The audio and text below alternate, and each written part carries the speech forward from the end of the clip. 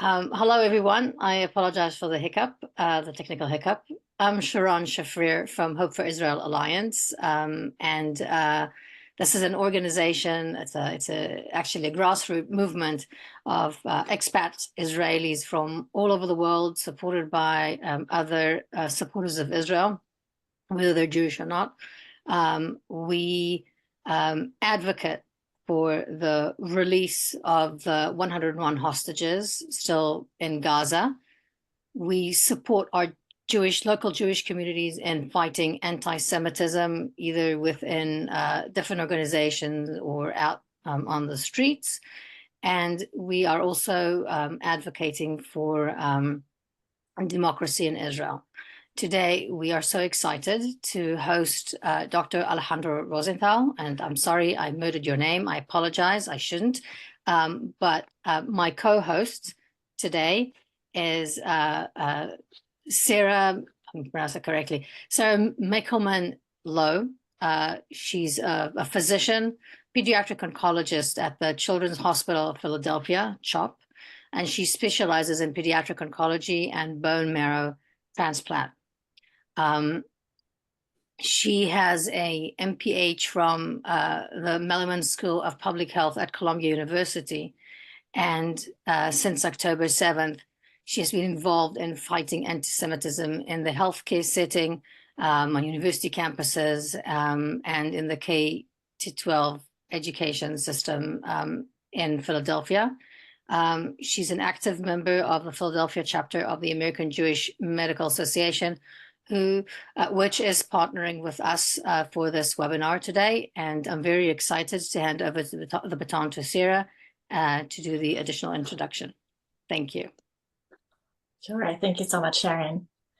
So it truly is an honor for me today to have Dr. Alejandro Roisentul, who's head of the maxillofacial surgery unit at Ziv Medical Center.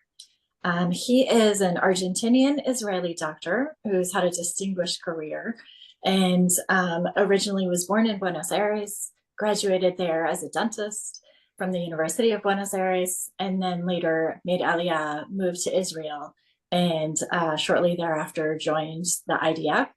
And after that, after completing his residency in oral and maxillofacial surgery, opened a new unit in oral and maxillofacial surgery at the Ziv Medical Center in Israel's northern Galilee. This hospital, which he'll tell you much more about, is on Israel's northern border, just 10 kilometers from the border with Lebanon and about 40 kilometers from the Syrian frontier, and serves about 250,000 residents, from what I understand. And these are really a variety of different ethnic and religious backgrounds of patients, Jewish, Christian, Muslim, Druze, Circassian, and Bedouin. And we'll have the opportunity today to hear from him firsthand about his really, truly heroic efforts that he's had from the time of the Syrian war, treating thousands of Syrian civilians.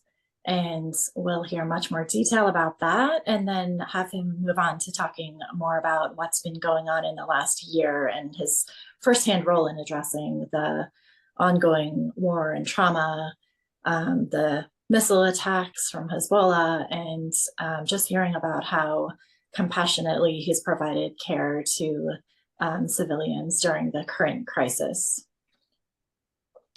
So I'll stop there. I think I could probably spend the next 2 hours introducing you, but I'll let you do that for yourself. Alejandro, yeah, how are you feeling today? Wow, I'm quite tired. Thank you very much for inviting me. Really, it's an honor to me. I was in Philadelphia with Juliana, my wife, a few years ago, invited by Mark Rothman, by the Alpha Omega Foundation, and the lovely city. And we are very close to each other. Mark was here in Ziv Hospital and in Rosh Pina in my house several times. Also in the time when it was the Syrian civil war in 2015 until 2017, when we got here we treated a lot of Syrian coming from the Syrian border. And a lot of things happened since then. Today, we were at the shelter at least 3-4 times only today. Even my hospital, as you say, this at the upper northeast of Israel, is 7 miles from Lebanon border and 19 miles from the Syrian border. And our hospital it's been target from the Lebanon, from Hezbollah army since the 8th of October. So we also try to treat the casualties coming to the hospital, but also we have to protect ourselves and our patients. And it's a difficult task. When you, as a doctor, you're ready to treat, you're going to the surgical room, you go to the emergency department, and suddenly you have these sirens around and you have to run and take your patients into the shelter, and anyone from the corridors or from to the of the hospital running into the corridor to find shelter. This is a kind of surrealistic picture that we live for more than 1 year. Okay, so now I am with my telephone here, just looking to the red alerts that we have around. I'm hopefully I won't run to the shelter that is here during this session, but it's probably maybe we have 50% chance to run to the shelter into this meeting. You mentioned that it's quite a surreal situation and it's been going on for more than a year. Just so we have the baseline of prior to the war, prior to war times and any other kind of military activity along the northern border. What is it like? What's the routine in the Galilee, in the northern Israel, in terms of healthcare services for people who live in the north when it's just calm times, peace times, or quiet times? During quiet times that I quite don't remember, when was that?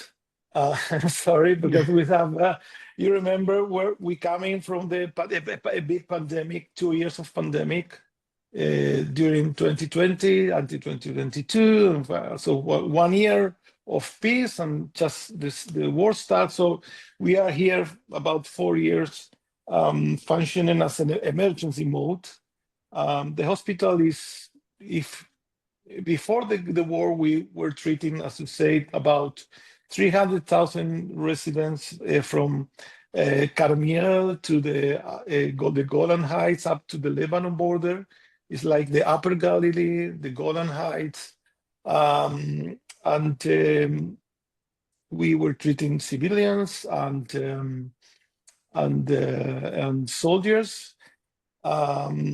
So if we go back before the pandemic and we get just shortly to the 2016, 2015, when we have this Syrian war, civilian war. So on those time we treat more than 1,500 civilian Syrians that came to our country seeking for humanitarian assistance. But most of the people, they don't know that Israel is going through this humanitarian treatment for years. We've been doing humanitarian stuff for years. And even Ziv Medical Center was dedicated for years to treat what we called at those times treating the enemy. Because like when we get these people from Syria, these people were our enemy. This is an enemy country. And these people that came to our country, that the IDF got them into the country, we didn't know who really are, because they came with no identity, no passports, nothing, and most of them we didn't talk even. So Israel and the Ziv Medical Center, now leading by the director of the hospital, Professor Salman Zarka, that he was honored by the government lighting the torch of Yom Ha'atzmaut a few years ago, by all these things that we were doing in the hospital. So before that, we were a countryside hospital. That's it. When I came here 20 years ago, my boss of my residency in the Poria hospital, he asked me to come to Tzfat, to Safed, and to open this maxillofacial unit in Safed. And I said, why should I go to that countryside hospital? There's nothing happened there. It's just, I want to be in Tel Aviv, in Rambam, in Haifa. And he says, I thought that it will be a very boring life, or a very, very boring professionally speaking. I will be bored. And, the Goral, the destiny got that. Nowadays, Ziv Medical Center is a frontline hospital that stand in front of this big war. You know that this hospital is the most close and far close to the Lebanon war, Lebanon border and Syrian border, than any other hospital. And because of that, the Ministry of Health, since the October 7, declared our hospital to be a level 1 trauma center. So we came from being a very boring small hospital from the countryside of the country to be in the front line, a level 1 trauma center. And it's a big change. Okay. And we are dealing with that. We have opened now, just in a few months, we opened a neurosurgery service. We have 2 neurosurgeons working since 3 months ago.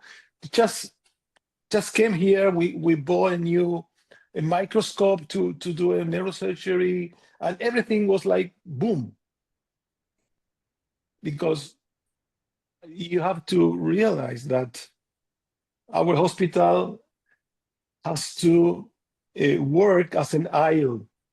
Why is that? Because if now we are at war, and we have 255 rockets from Lebanon. And if we have to transfer with a patient, a casualty, a soldier from the Ziv to Rambam, to Haifa, we have to cross all the north line of a Lebanon border. So we cannot do that. So it's very dangerous. So we have to cope ourselves and to be self-sufficient. So that's why the Ministry of Health declared a level 1 trauma center to Ziv Medical Hospital, because we have to be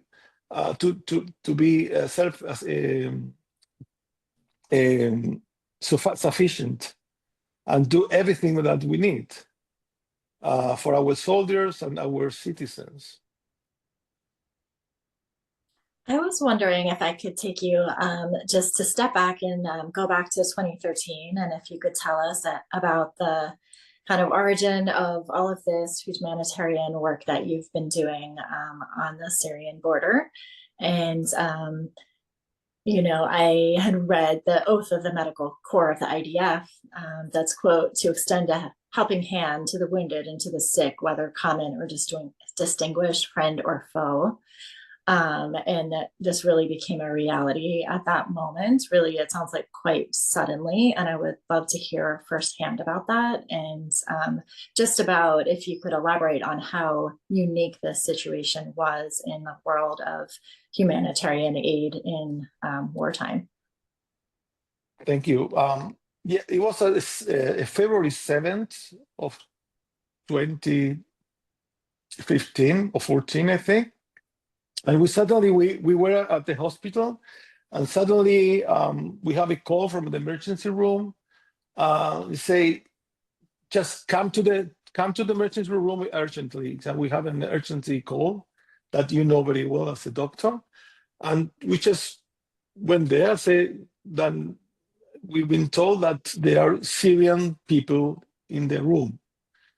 And I say, what that means, because if anyone that know Israel, the frontier, the border, Israel and Syria border is a closed border. Nobody can pass to here. Also in Lebanon.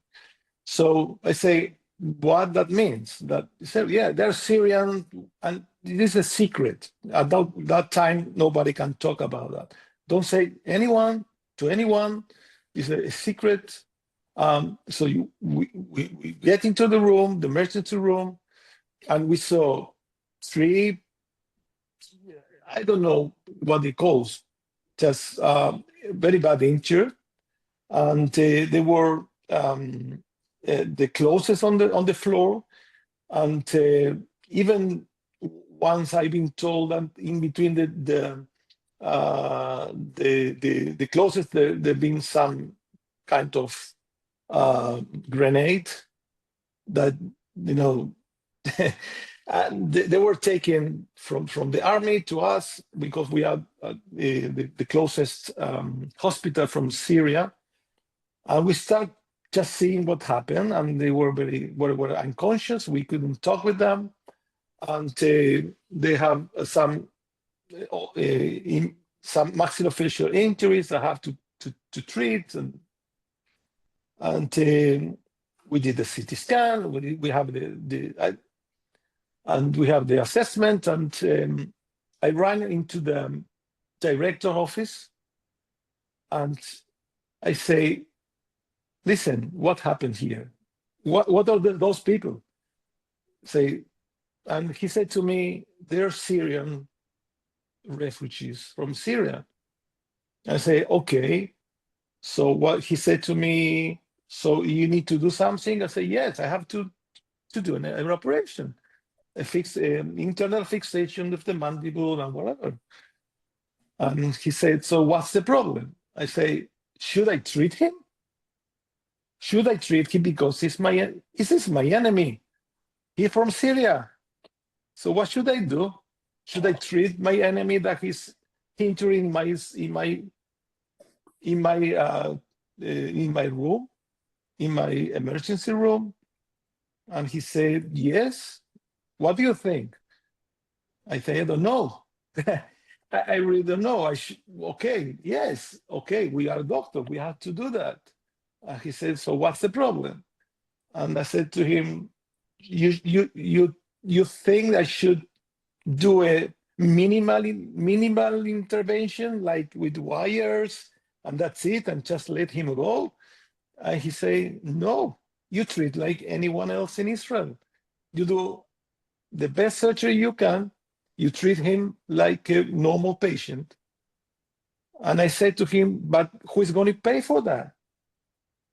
And he said, this is not your problem. Israel is going to pay for that. So it was we were shocked. Okay, we can talk about that later, what happened. But you took me to the really same day that happened the first time. And we got into the surgical room, and we did him a surgery, a proper surgery. And the day after, we have another seven people coming, And the day after, another 10, and most of them were children and young people that came one after other. And just suddenly we have in the hospital more than 50, 100 patients just into the hospital, and just was like a normal thing just to treat patients. So we have to treat our enemy. And we start thinking about if they are really our enemy, or who's the enemy of whom? Because for them, also we are the enemy. You just think about that. This guy was injured by the Syrian army.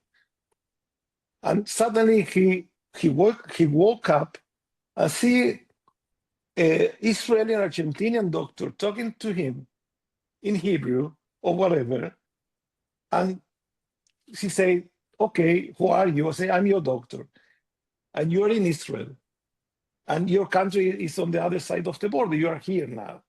And they were shocked also, because say, in one of my, one of the things I wrote for the International Association of War Maxillosurgery journal was that what they say, that they were treated by the evil, because for them we are the evil, and we are cured them. And this is a very confused situation. On the same days, we have the chance to have Conan O'Brien come to our hospital. As you could see, it's in Netflix, in the YouTube, when he was here. He's a Conan O'Brien Israel, that he interviewed me because he was interested in the same question that you have, and because it can hardly believe that it can happen. It's very surrealistic, like now being bombed, the same surrealism that happens here in Tzfat, the source of the Kabbalah. Things happen, very strange things happen here. So what he could say, that he was talking with the Syrian guys and with us, and trying to understand the understandable, because it's something very surrealistic.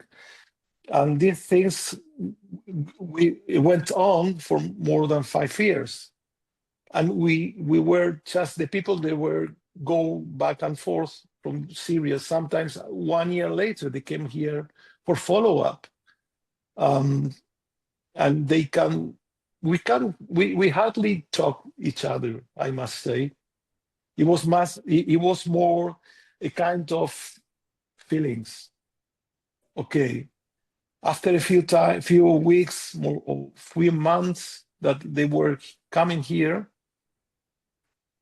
they felt that they can rely on us. They can believe that we want a good for them. And we are really give them love, friendship, that they didn't expect from the Israeli doctors to have friendship and warmness, nothing at all. And I think if you would ask me before that, if I will do that in that manner, maybe I don't know if I would respond that I will do.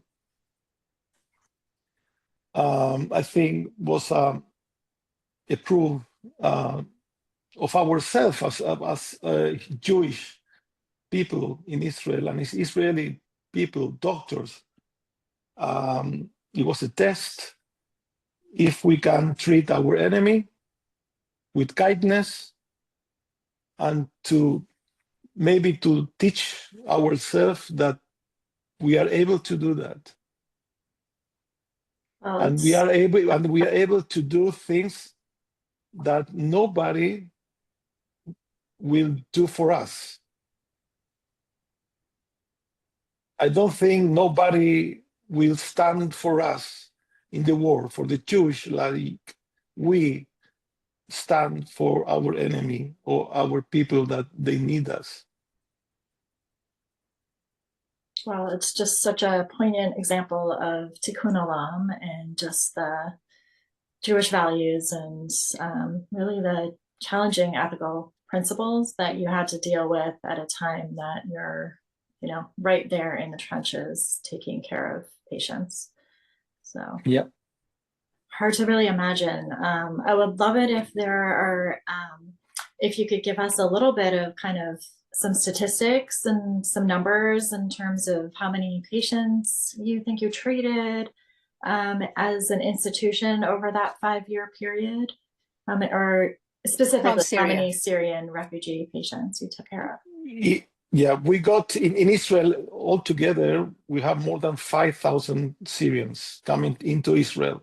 Most of them were children that, 1 or 2 years later, from the beginning of this war, the Syrian war, they start coming to our hospital for routine medical assistance, outpatient clinic.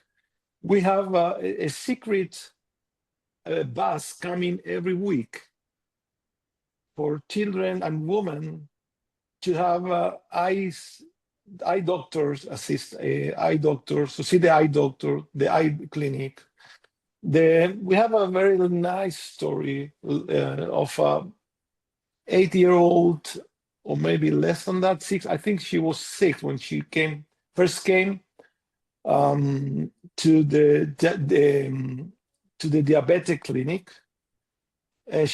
This little girl, she was diabetic, and she was dying because at those times they didn't have more insulin. So some of the family brought her to our facilities in the hospital, and she was in coma, and they thought that she's really dying, and she was actually.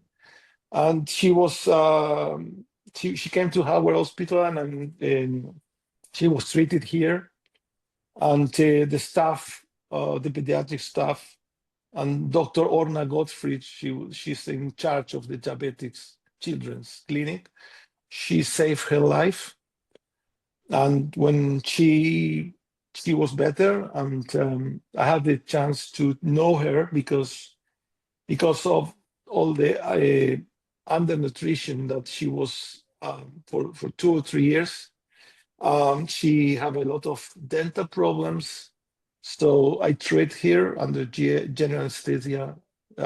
We take care of her to her dental health. And she came here every 6 months. She has people from Israel donated a computer to her to have in Syria for the insulin, and this modern stuff that they didn't just imagine that they can have. And she had to come every 6 months to have the new insulin back. And she came here 1 year later, and she was healthy, and she was happy. And she said to me that she used to hide the insulin underground because she was afraid someone will took the insulin from her. So that's a little thing that happened here in Tzfat, here in Israel. Here, as you say, the tikkun olam, that we can help one child, maybe we can save all the world, all the humanity. And the other nice story that I have from Dr. Alex Lerner, the orthopedics, the Professor Lerner, that he told me that he was a young woman, a young girl, also 9 or 10 years old, that she came, and he treated her for more than 6 months. Realized that they cannot come and go, just they come, and they stay at the hospital for 3, 6, even more than that. And she didn't talk. And we think that she's unable to talk. That's it. And 6 months later, when she was discharged, and her father came from Syria to take her back, and suddenly at that situation, she talked with her father, and the father say, "Yes, you can." And she say, "I want to thank you, everyone." I say, "What? She's talking? She was here for 6 months. What happened?" And she say, the father say that when he sent her to Israel, he was so afraid that he told her not to talk because we are the enemy. And she didn't talk. And when she came back, the last day, she make a picture with the flag, the Israeli flag, with a heart, saying, "Thank you, Professor Alex," in Arabic. And this is so exciting that she finally, we did the Tikkun Olam, this putting together things that may seem that we cannot put together. And that things happen here in Tzfat, in the Ziv Medical Center. And it was amazing days for us. Sounds like you're saving the world, not just saving one life at a time, but really just making peace one child or one individual at a time. Mm-hmm. Yeah. So I wonder if you could talk a little bit about your medical team and all the various parts of that team, and maybe talk a bit about the cultural and ethnic and religious diversity of the members of your staff. This is very interesting. When I first came to Israel in 1989 with Juliana, my wife, and we came to Tiberias, to the north of Israel. And, it's a Jewish state, and suddenly you see also Arabs. There are Jews and Muslims and Christians, and you start just seeing how it's going on, what's going on here. And when I came to finally, 20 years ago, when I came to Tzfat, to the Ziv Medical Center, I think it's an example of the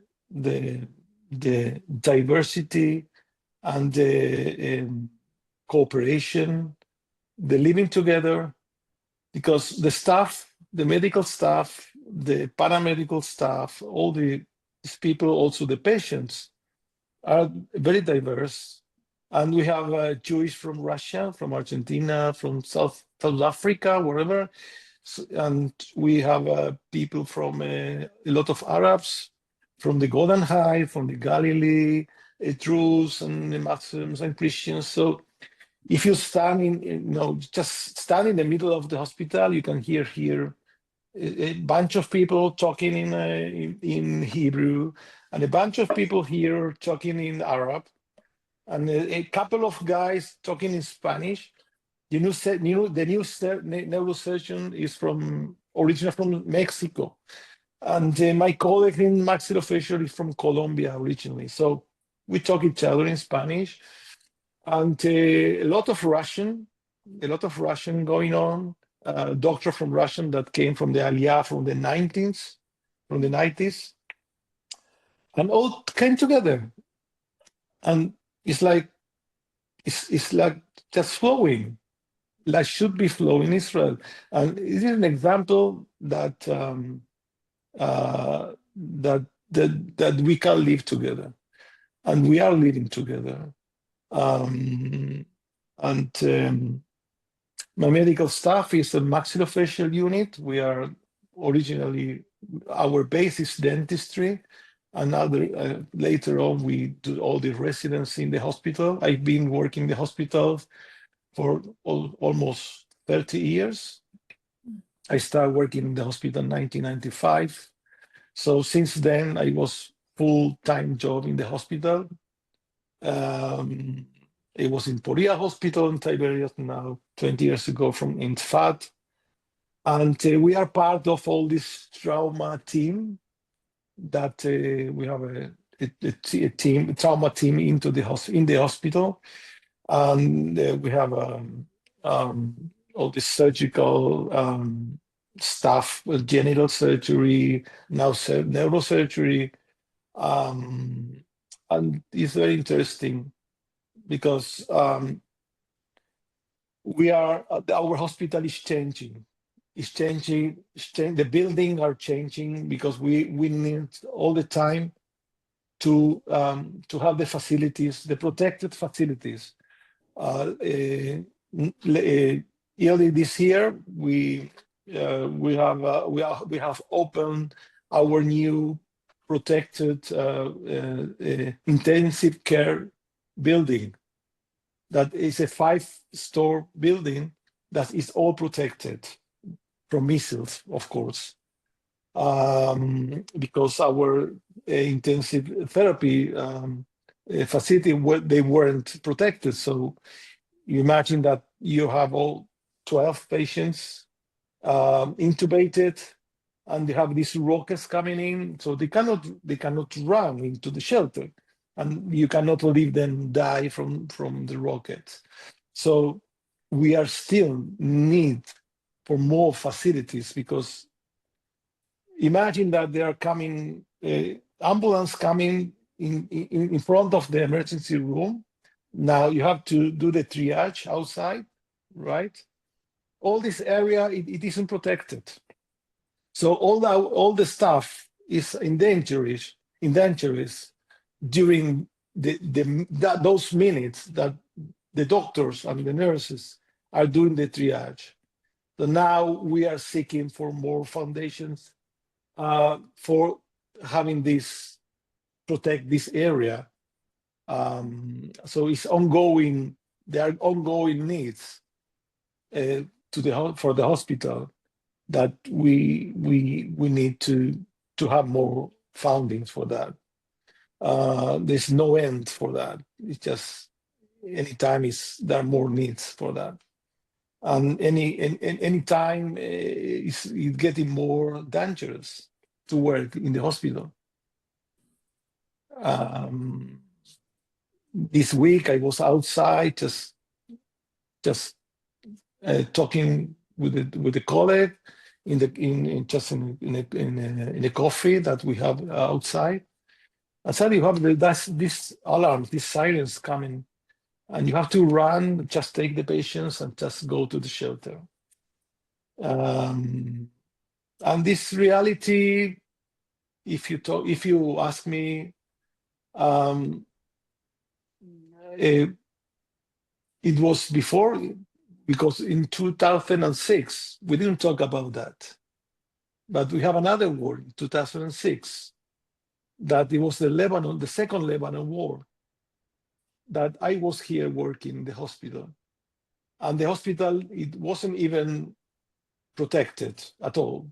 Our surgical room, they weren't protected. So we were treating soldiers in the surgical room while we have these alarms and rockets falling into the hospital, and listening into the surgical room, working, just boom, boom, boom, boom, into the hospital. So it says a life-threatening situation, but you know that you have to be there to treat these patients. And again, 2006, we have 40 days of bombing, a lot of rockets launches from Lebanon to Tzfat.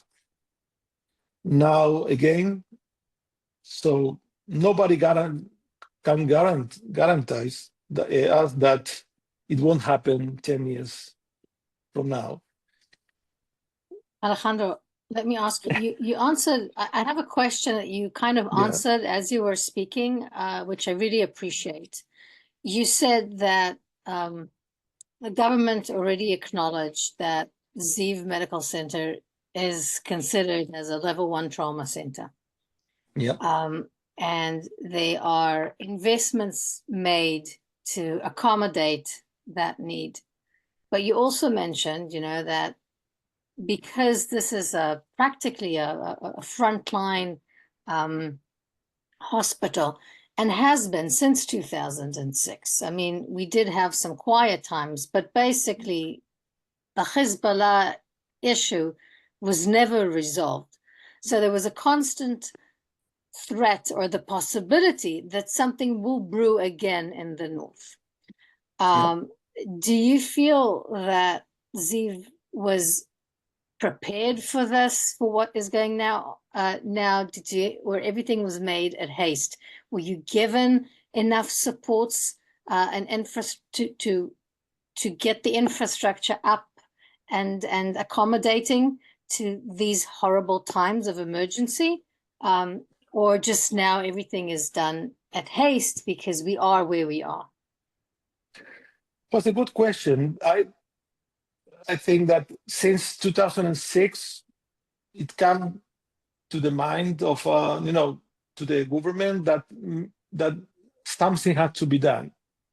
So since 2006, they built the children's building that has a huge auditorium that in case of war can host more than 100 beds. And it is used now. We are using now for inpatients this big auditorium because this is a big shelter. We retract all the seats back, and it becomes a big shelter. Now, I think the government it was a slow process. As I said before, we have the pandemic that stopped everything. You can think about projects. For 2-3 years, just everything stopped. And I think nobody imagined that we can have the third Lebanon war. And even I think we didn't think that can be so hard. Today, only today, we have more than 200 rockets coming from Lebanon into Israel. I think nobody thought that it can be a reality again. So I think the government is doing a lot. There is never enough money for all the hospitals just to support also Rambam and Nahariya and all the other hospitals, also Tzfat. But I think that is a good point, because I think since October 7th was the first time that we were taken very seriously as a frontline, very, very important a strategic asset, a strategic point that the government has to invest to make this hospital a really level 1 trauma center. That's why, we are in a hurry. Things happen very fast because nobody thought that this war can last more than 2-3 months. And now we are more than 13 months, 14 months, and still going. And we don't know when it's going to end, and if it's going to end definitively or just for a moment, you don't know. And I think, yes, this is a good question. Since October 7th, things change. I don't know if stay for good, but this is reality. This old countryside hospital just in the mountains of Tzfat, of the Kabbalah Center, and all this Golan Heights, just boring hospital that I said before. It became a really a very important hospital. that has to be supported from the government, I think, more than supported from the community from abroad also. So I actually have a good friend who lives in one of the kibbutzim up north. And she has a child who's extremely allergic to bee stings. Right. And I wanted to ask you about your new normal outpatient and the usual kind of routine health services that you provide to people who live in the north of Israel, and how their regular situation is being addressed. And I also would like to add, someone asked in our Q&A whether Ziv Hospital finds themselves treating people from south of Lebanon. That's Well, our normal life is a war routine, as I can call it. It's a war routine. We don't have a normal life. I have stopped walking with my dog outside for more than 1 year. I cannot walk outside. It's very dangerous to walk outside my home, just like that. Okay. In the hospital, we have a lot of people that were displaced from this region. We have here Kiryat Shmona and all these kibbutzim and moshavim from around. Also, almost 100,000 people are displaced from their homes around. Most of our natural patients are not living now around the hospital. They were displaced to the Yam HaMelach, to Tel Aviv, to the center of the country. This is a very demographic change nowadays. We don't know what will going to happen in 2-3 years' time from now in this region. I think, I'm sorry I'm taking this conversation to this point. It's a conversation, right? It's not a lecture. So please, yes, by all means. I think most of the people, they won't come back to Kiryat Shmona and to this region. They are having a new life. If you think that children age of 8, 10, 12, they were displaced from their home for more than 1 year ago, living in Kiryat Shmona, living in the countryside, in Moshavim. Now they're living in Rishon LeZion, in Netanya, in Herzliya, in Tel Aviv, and going to school and having new friends and new things and new opportunities, new jobs, new work. The parents maybe, and maybe most of them, they won't come back because there is no place to come back. Firstly, because Metula, Kiryat Shmona, they are in rooms. There's just no place to go back, and it's still very dangerous. Today, there are bombs, there are rockets into Kiryat Shmona, Metula every day, and it's very dangerous. So the hospital, again, if we're going back to the hospital, so our natural population is not here. So there are some people that are staying here from Rosh Pinah, Hatzor, and other people. So the people are coming. Our outpatient clinics is not normal, just because we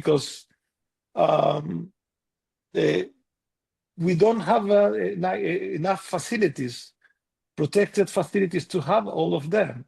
We have almost 400 beds that we cannot fill up because we can. All the people that they cannot come from the bed, they have to be in a protected area. So the hospital is not big enough about these protected areas. internation. So you don't have the normal flow of the hospital, or the people coming out and in from the corridors. You don't see that. The people just come to the hospital only if they need, if they have to. And sometimes you have a full book day of patients, and maybe 2 or 3 patients show up. The rest they don't come. They don't come because they couldn't go out. Today we have a notice from a message from the municipality, from Rosh Pina, that advised not to come out from the homes, from the houses, because of the dangers of the situation. So I think the healthcare is nowadays the people are suffering from a very stressful situation, anguish, mental problems. A lot of mental diseases come out nowadays. Depression, all that is come together with these illnesses that come with all these mental diseases, mental situation. I think also ourselves as a medical staff are suffering from the same situation. Our families are suffering. We are suffering from this kind of, I think maybe sometimes I say in the morning just that it's difficult to breathe because we don't have anything to be happy. We have more than 100 hostages into Gaza. So our suffering is nothing compared to the suffering of our hostages that are into the Gaza Hamas tunnels, that they are really suffering. And we just, if we compare to their suffering, we have a happy life.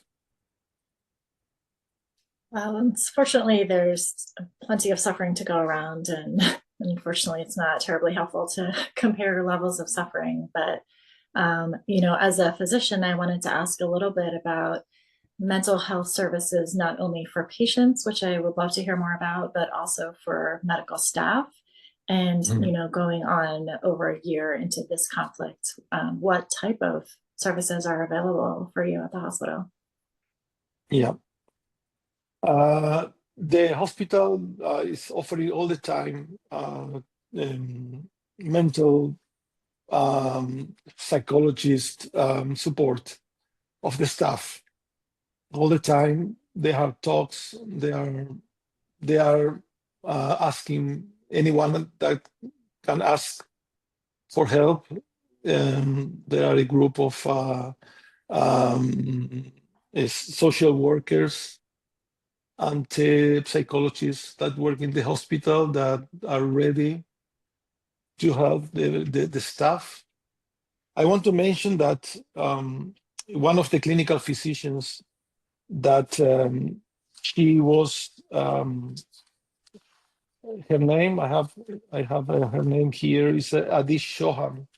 She's 38, and she was taken hostages by Hamas on the October 7th from one of the kibbutzim from the south. She was visiting her parents, and she was taken hostage with her family.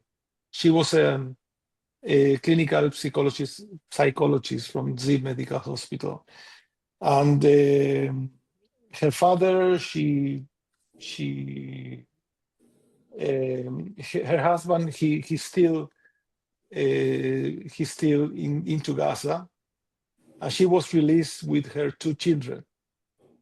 She was taken hostage with all the family. They were taken hostage. With the children, she was released. She was released later on by Hamas in one of the deals, and her husband, he's still inside. And she couldn't came back to work. She wasn't able to come to work. I think is understandable. Yeah, we have we have a social supporters and a lot of activities that's going on into the hospital. This is difficult because I think the same people that treat us, they're suffering from the same thing. You're not seeing from outside, you're seeing from inside. And as we treat our patients, and we're suffering from the same thing. And I think the team, the social workers are suffering as well, their families. And even for months, we have here the children of the workers that they couldn't go to school here. They were having like a kindergarten here in the hospital. So you could see into the hospital mainly nurses and young doctors coming to the hospital with the children, the kids, and coming to the hospital in the morning, just taken to the kindergarten and having activities until the end of the day, and taking them out, go home back with them every day. This is another surrealistic situation that the war bring to us. But we are very strong. We are a Jewish nation. We are very strong, and I think it's like we say, Am Israel Chai, and we do everything just to cope with it, and we know that everything is for the Jewish people, not only for the Jewish people of Israel. I think for Jewish people from all around the world, that we are in the front line. We are trying to stop this war from here, to not this war just coming into America and South America and Europe, because we are at the front line. I think if we don't stop here in Israel, this war is going to come further to the rest of the world. So Israel is doing the job for all the people around the world, for all the Jewish around the world, and we have the support. I think we feel, I feel that even with this talk, we feel that we have your support, and we need, that we need your support at any level, even with this talk. Well, you really took my question right out of my mouth, but that was really what I wanted to ask you about, is really what more can we do as healthcare workers, as a community, as Jews, as Zionists, as people in America, sitting in the comfort of our homes and offices and hospital wards. Really, like you said, the experiences that you're dealing with are surreal, and the challenges sometimes feel insurmountable. But aside from webinars like this, what more can all of us do? Well, amazingly, we have a lot of volunteers that they were ready to come. One of them is Mark Rothman from Philadelphia. That from the first day, he wrote to me, Alejandro, I want to come, and say, okay, there is a place just to appoint, and he did. And also other friends that did the same from Argentina, Alejandro Ostrowski, also a doctor from Argentina, and other people, friends that they were ready to come. And even at we have some volunteers from the States that came here. Obviously, we need a financial support that anyone can support the Ziv Medical Center, just to just to be ready to treat more patients better than we are and protect the staff. That is, I think, is very important. We have the friends of the Ziv Medical Center association that maybe we can address them, and we are looking forward to have more foundations for this protected area from the emergency room. This is a very must-be project that has to be done as soon as possible. And anyone that can really get in touch with the hospital, maybe be part of this project of saving life in Israel, saving Jewish life, our soldiers that came to the Ziv Medical Center, and talking about our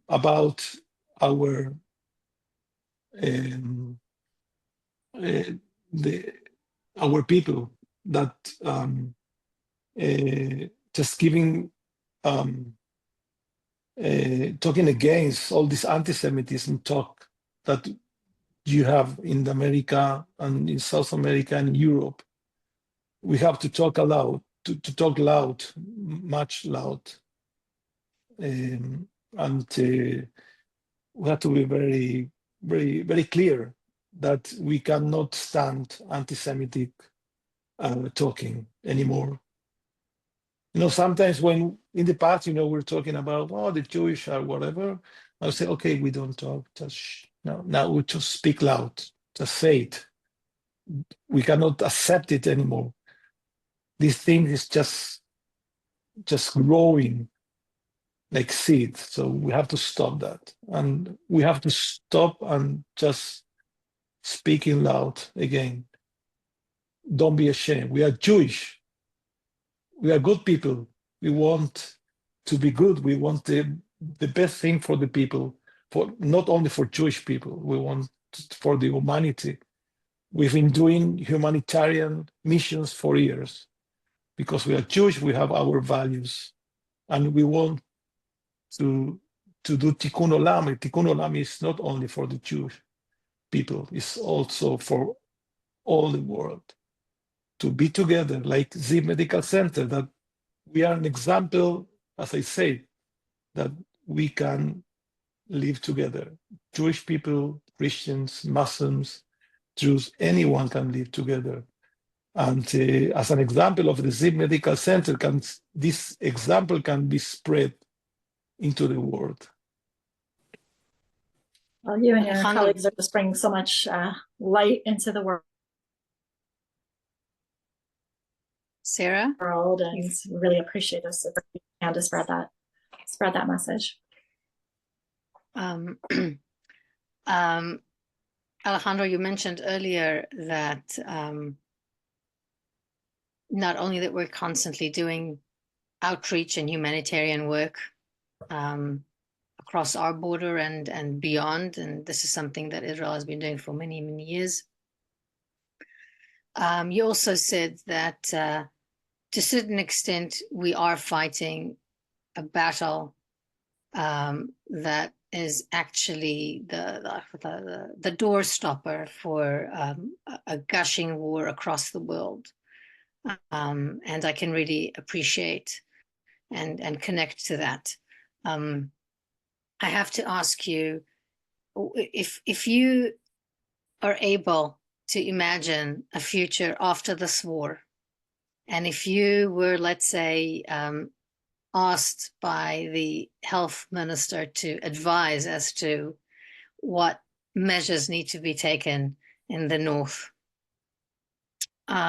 in terms of the public health care system, what do you imagine? What is your wish list? What would you recommend?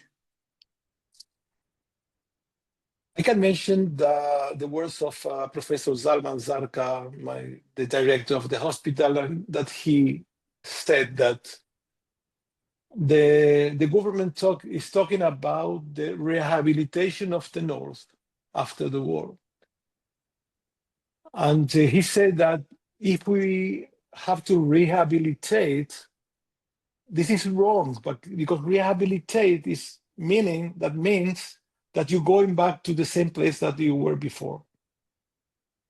And he said, he's right. He said that we have to wish for more than that. We have to be in better place. We cannot go back where we were. We have to go forward. We have to advance. We have to develop the north of Israel, because we were in some sort of, we were forgotten, because we were, the countryside, this place that the people come for holidays. But in the real time, in the money time, that's what we are putting our bodies to stop this war, and just treating our soldiers that are on the other side of the frontiers. So I think the government has to put more emphasis in develop all this area, giving more foundations, more facilities, to not only to the hospital, also to the cities around, to the village, to the infrastructure of the north, to Kiryat Shmona, Metula. All this area has to be stronger, and we have to come back. The people have to come back to a place that is safe to live. We have to be sure that the people that we bring back from Tel Aviv to Kiryat Shmona and to Tzfat, all this area, the children will be raised as a normal children as in Tel Aviv or in Jerusalem. We have to be sure that we don't have the enemy on the other side. We don't have Hezbollah again. We don't have the threat of being bombed tomorrow morning by an RPG. It can be real. We cannot stop this war if it's going to happen 2 years from now. We have to change that. And the hospital has to flourish, has to be an example. We are, since 2011, we have the University of Bar Ilan opened a faculty of medicine in Tzfat. So now we are running a faculty of medicine here in Tzfat. That the main campus is here, and we have a new generation of doctors that were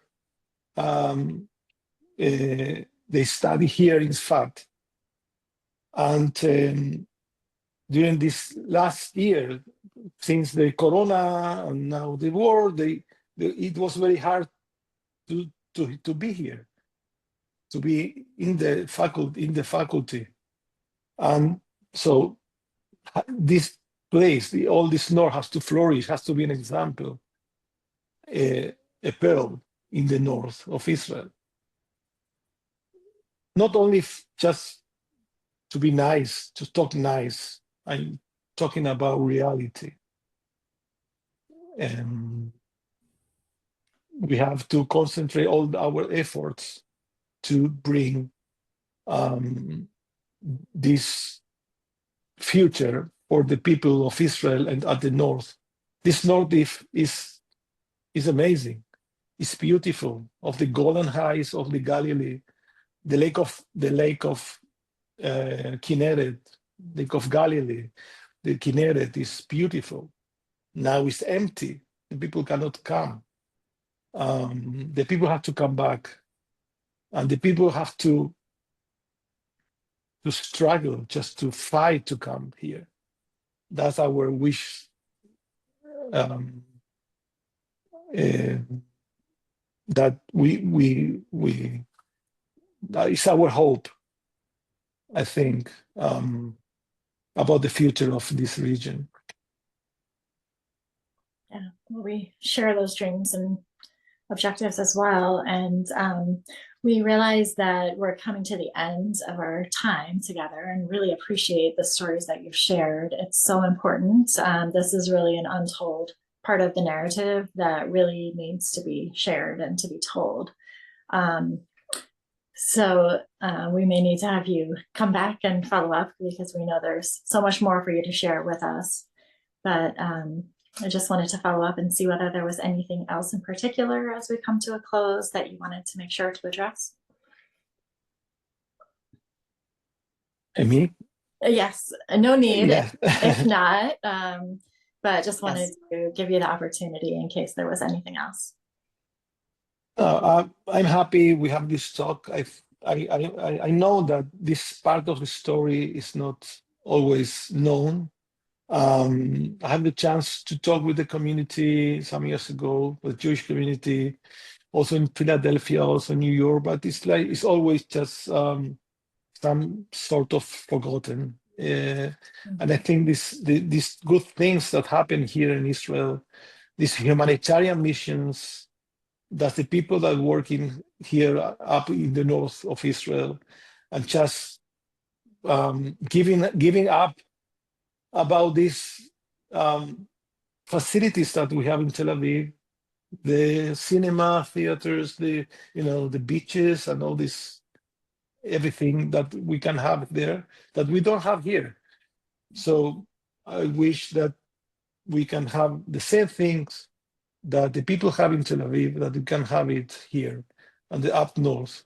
And talking in 5 years' time from now again, and invite you to come for a meeting here at the up north of Israel in peaceful times, after we took out from here all this Hezbollah and all these bad things happen here, and we can enjoy of the flourishment of this region and of the Israel. Amen. Amen. That leaving us on that really positive note. Thank you. You're welcome. Thank you. Thank you, everyone, for joining us today, for staying this long, and we'll send a follow-up email. Also, we'll also send a link to an online recording of this conversation to be shared, and we will keep you posted if we have a next webinar with Dr. Roisentul. Thank you. Thank you very much.